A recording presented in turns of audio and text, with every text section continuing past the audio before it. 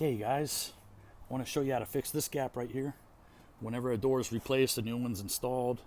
If you ever buy a house and you move in and you see a gap like that, I've actually done this at my own house. It works well. And this is easy.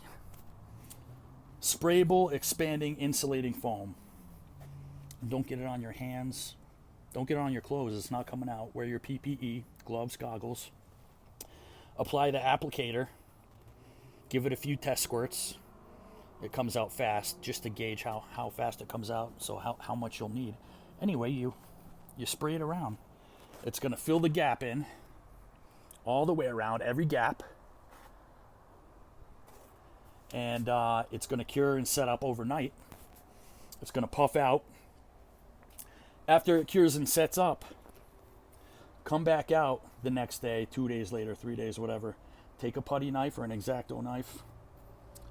Trim off the excess, the puffy part, that I'm sure you've seen 100 times around windows and doors. That was just a lazy job. It's doing its job by being puffed out. It's just an eyesore. So you cut off the excess, you take sandpaper, sand it down, and then you paint it. And that's a professional job. Everything should be about getting water away from a structure. So particularly here with this, there's some other stuff. Proven in wet conditions. You can see the stuff that it adheres to. Here's your liquid nails. All weather, seasonal, bonds in extreme temperatures, heavy duty. Bonds to wood, treated wood, plywood, OSB, drywall, everything. Get interior, out to exterior. So this stuff it cures longer. This stuff takes a longer time to cure.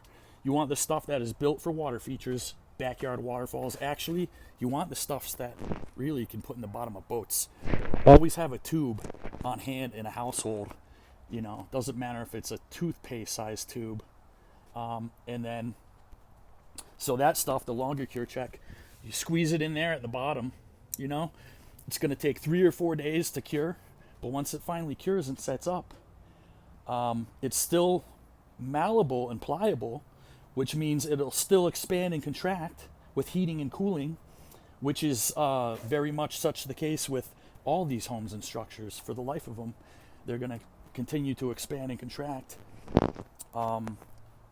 with heating and cooling. So that's why this type of sealant that we're talking about is so good, because it remains water impermeable. No water is getting through it at all, but it will expand and contract. Anyway, that's the stuff you want.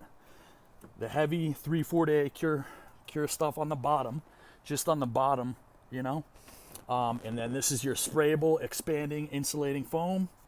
I'm going to leave this in your garage. And then after all that is said and done, for good measure, you can slap a coating of that on the outside of it. And that is really super stuff as well. I also want to tell you in terms of gutters, rain gutters, right here at the northeast corner of the structure. This one is discharging below grade, 90 degree, 15 feet out here into the yard. And then you have a vent cap at the end. See right here? That's a vent cap. So just be cognizant of that. That's part of your drainage right here.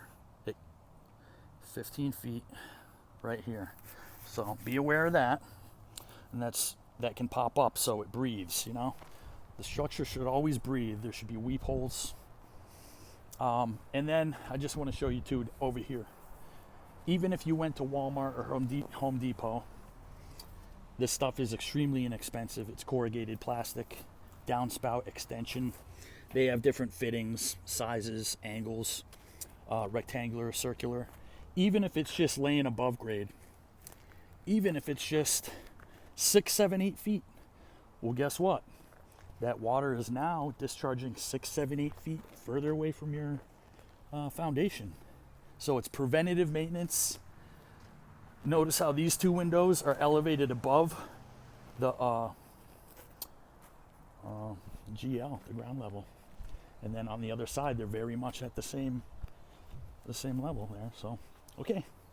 signing off over and out, and I'm going to shoot you guys a snapshot of the adapter that you can install right here. Get it from Lowe's or Home Depot, where you can attach these suckers. Okay, guys.